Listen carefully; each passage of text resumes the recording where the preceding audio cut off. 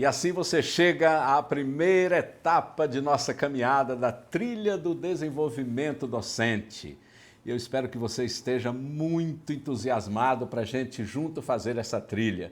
O livro que você leu, as atividades que nós propusemos para você, essa aventura pode ser uma aventura fascinante, fascinante para a sua vida, fascinante para o seu desenvolvimento pessoal, que é exatamente o foco da nossa primeira temática, o desenvolvimento pessoal do docente. Você, docente, você, ser humano, vivendo, pense só, você já está na terceira década do terceiro milênio. Esse é você. Esses são os seus desafios. Os desafios de um tempo altamente complexo, mas um tempo fascinante. Fascinante. E muita coisa você teria para pensar sobre o seu desenvolvimento pessoal. Nós seguimos uma trilha com muitas propostas, com muitos caminhos para você fazer a caminhada do seu jeito, para você ir no seu ritmo. E a gente quer o tempo todo estar incentivando você, mobilizando você a fazer a trilha que pode ser uma trilha verdadeiramente revolucionária para a sua vida, para a sua existência, não apenas docente, não apenas profissional, a sua existência enquanto pessoa. E como a gente vai começar o seu desenvolvimento pessoal? A nossa primeira videoaula trabalha o autoconhecimento. Autoconhecimento. Espero que você esteja integrado aí com o livro, olhando as coisas, lendo todos os conceitos. E aqui na videoaula a gente vai trabalhar, pensar algumas coisas que estão nos conceitos lá. Bom, você pode dizer, de autoconhecimento eu já sei tudo, já estudei tudo sobre isso e não tem adiantado lá grande coisa. Thomas Merton, um grande estudioso do comportamento humano, ele diz uma coisa assim: se você desconhece a sua própria identidade, quem poderá reconhecê-lo? Quem poderá reconhecê-lo? Então, esse é o caminho de a gente entender os caminhos, os desafios do autoconhecimento. Nesse autoconhecimento você entende, você viu lá no livro, você entende que, em primeiro lugar, você é alguém insubstituível. Por quê? No sentido de que aquilo que você faz, a sua docência, a aula que você dá, a prática docente sua, aquilo que você faz, outra pessoa pode fazer, outra pessoa pode lhe substituir. Agora, quem você é, isso aí ninguém pode. Você entende isso? Você conseguiu incorporar isso já na vida? Que quem você é, a pessoa que você é, ela não tem substituição? Isso é um elemento essencial do processo do autoconhecimento. E, na verdade, assim, eu abordo lá na nossa trilha, a medida do seu autoconhecimento será, de alguma maneira, a medida da qualidade, a qualidade da sua existência, a qualidade de sua vida enquanto indivíduo pisando no chão desse mundo. Enquanto nós caminhamos por aqui, fazemos tantas viagens, né? Tantas viagens. Espero que você goste de viajar, eu adoro viajar. Viajar é uma coisa muito boa. Mas sabe, muita gente foge de viajar para dentro.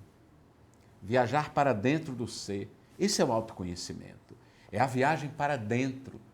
É entrar no submundo da alma, nos quartos escuros de nossa existência e tentar entender quem de fato a gente é. Isso é uma coisa tão significativa para a vida, essa vida que, como disse o poeta, a gente tem que lembrar que em todo tempo eu sou o capitão da minha alma, eu sou o senhor do meu destino. Não se transfere isso. Sou o capitão da minha alma, sou o senhor do meu destino. Olha só, Mark Twain, escritor americano, ele vai nos relembrar uma coisa que eu acho de uma importância vital para a gente pensar o autoconhecimento. Mark Twain diz assim, daqui a 20 anos, você estará mais decepcionado pelas coisas que você não fez do que pelas que fez. Olha que conceito interessante. E por que ele diz isso? Ele diz porque faz um desafio assim: então jogue fora as amarras, navegue para longe do seu porto seguro, agarre o vento em suas velas, explore, sonhe, descubra. Explore, sonhe, descubra. Essa é a densidade do autoconhecimento. Então, quando nós caminhamos no autoconhecimento, nós podemos caminhar essa trilha em 4 pedaços, né? O autoconhecimento, você vai caminhar na coragem, você vai caminhar com foco, você vai caminhar com a liberdade e com a regulação. 4 aspectos que a gente trabalha nisso aqui. A coragem. A gente não vai conseguir desenvolver um autoconhecimento adequado sem ter coragem de fazer isso. Por quê? Porque eu tenho medo, geralmente, do que está aqui dentro. Isso é normal, ser humano. Você tem medo. Confrontar-se com o mundo interno não é um processo fácil. Não mesmo. Não é um processo, né, moleza. Não. Então a gente vai ter medo. Esse é o primeiro aspecto da coragem. Porque o medo vem. O que nós encontramos nesse mundo interior quando nós os vasculhamos? Encontramos esses demônios que habitam o nosso ser. Nessa dualidade incrível que nós temos, nós encontramos tudo isso. Acontece que ao mesmo tempo que encontramos toda essa bagaceira existencial, isso pode ser também um encontro altamente libertador. Por quê? Porque assim como estão aí esses demônios, esses fantasmas, é no nosso interior também onde habita toda sorte de virtude.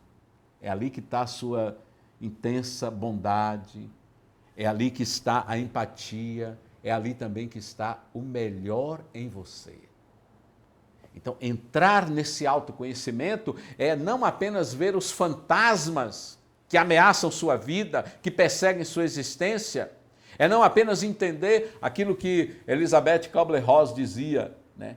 Existe um Hitler dentro de cada um de nós. É só dar oportunidade que ele se manifesta. Percebe? Tem um bicho ruim aí dentro. Tem um bicho ruim aí dentro. Tem um Hitler, tem um exército da SS inteiro às vezes. Como é que eu lido com isso? Eu tenho coragem? Então veja, é a primeira questão que eu coloco, a gente tem que ter coragem para enfrentar tudo isso. E no livro eu convidei você a construir uma frase que retrate esse seu ser corajoso. Você conseguiu desenvolver essa frase que retrate esse seu ser corajoso? Espero que sim. Se não, volte lá no texto, faça isso. Acho que vai ser bom para você. Então vem a segunda questão. Qual é a segunda questão? O foco. Não adianta apenas ter coragem, eu preciso de foco. Foco, num livro muito bom do Gardner, ele vai dizer que foco é você encontrar uma espécie de mente sintetizadora.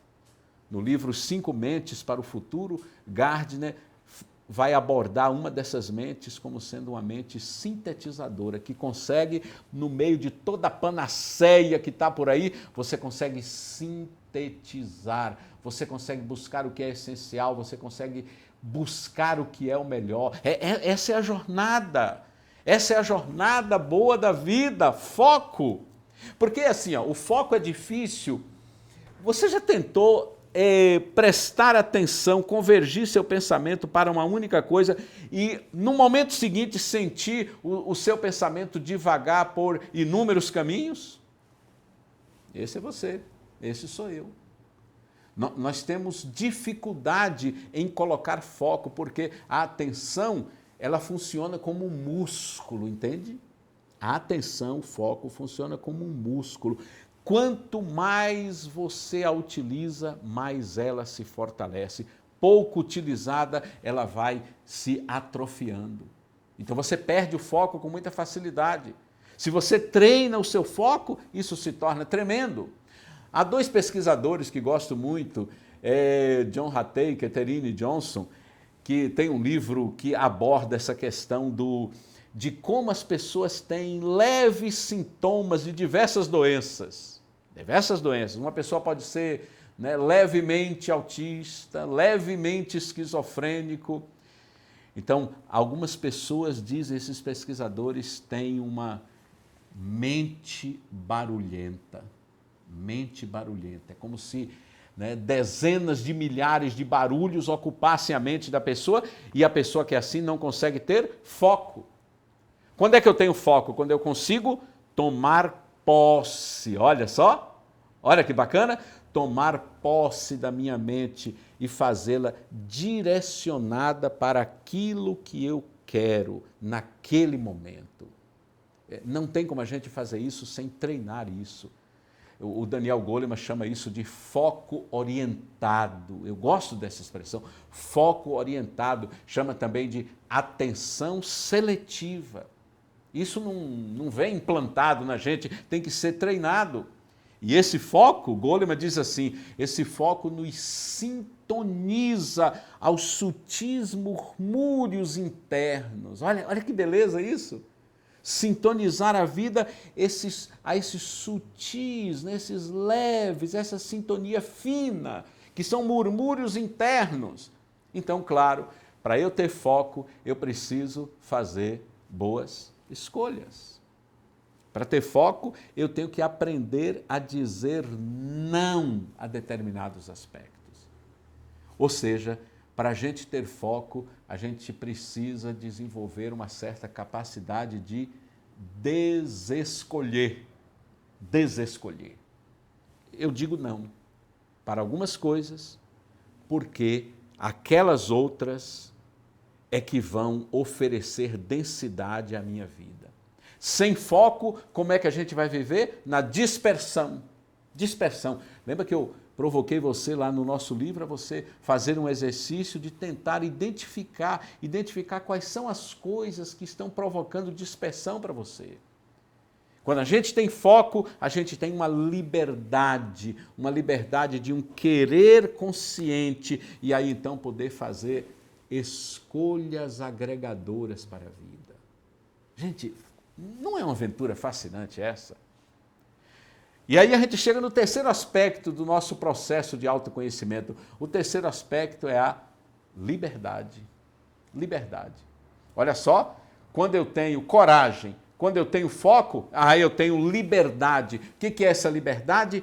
É o saber-se dono das decisões que toma, saber-se dono de uma responsabilidade pessoal que se tem caminhando nesse mundo. Essa liberdade pode nos levar a ser uma, olha que expressão boa, né? Uma melhor versão de você mesmo. Você não ouviu essa expressão já tantas vezes? Seja uma melhor versão de si mesmo. O grande poeta inglês John Milton, ele diz assim, acima de todas as liberdades, dê-me a de saber, de me expressar, de debater com autonomia, de acordo com a minha consciência. Uau, isso é libertador, não? Isso é libertador. É por isso que o grande patrono da educação brasileira, Paulo Freire, é por isso que Paulo Freire, ele chamava isso de educação libertadora. Não é ele que aborda tanto a libertação do oprimido? Esse oprimido não sou eu, não posso ser eu, que estou oprimido por meus próprios pensamentos, por minhas próprias amarras. Então, eu posso libertar-me de certas amarras, libertar-me de mim mesmo. Então a gente vai caminhando pela vida com liberdade, tantas vezes juntando os pedaços que a gente vai se quebrando pelo caminho, não é assim? A gente vai tropeçando, caindo e vai juntando os pedaços. Então essa liberdade, Rollo May dizia assim, é a capacidade do homem de assumir seu próprio desenvolvimento, é nossa capacidade de moldar a nós mesmos. Puxa vida, como não fazer esse caminho? E então eu desafiei você lá no livro a você fazer sua declaração pessoal de liberdade. não de outro. Qual é a sua declaração? Eu espero que tenha ficado muito legal a sua declaração pessoal de liberdade. E então a gente parte para o quarto tópico de nossa primeira videoaula do autoconhecimento, e o quarto tópico é a regulação. Regulação.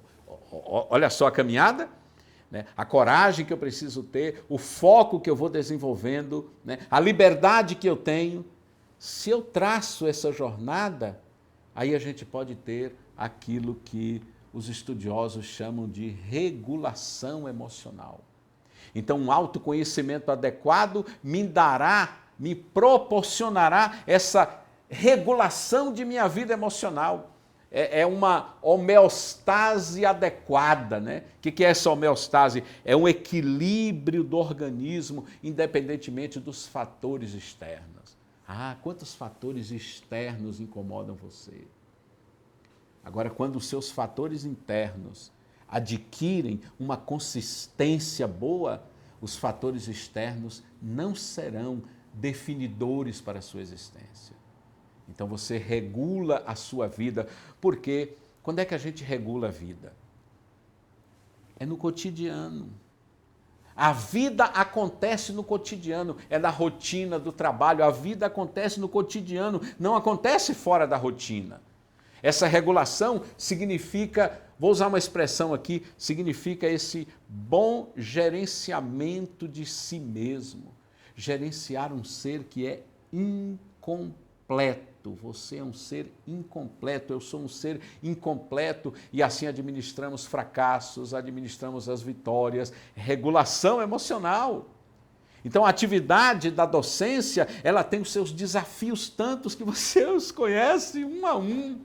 Tantos desafios. Agora, quando a gente está regulado emocionalmente, a gente tem uma disposição melhor para encarar esses desafios, para ir para as atividades cada dia com entusiasmo, com ânimo, porque o trabalho, seja ele na docência ou qualquer outro lugar, o seu trabalho não precisa ser uma sentença de prisão. Não precisa, não precisa.